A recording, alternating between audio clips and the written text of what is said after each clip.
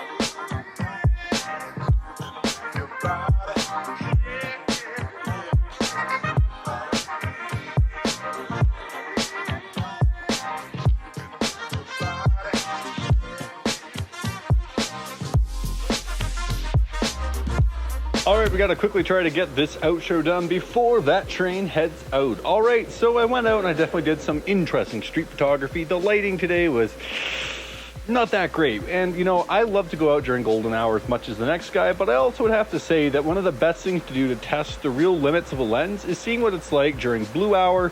Well, pseudo blue hour. We never actually had golden hour, so it was just kind of mud hour from the beginning of my street session to the end. What worked again for me was when a person that just kept on saying essay to every single person walked by and said essay to me, and then started power walking towards me with a very concerning amount of enthusiasm. That was what marked the end, and then I just decided to come home. So who is this lens for? This lens is for someone that wants to get awesome soft images of people as well as maybe products.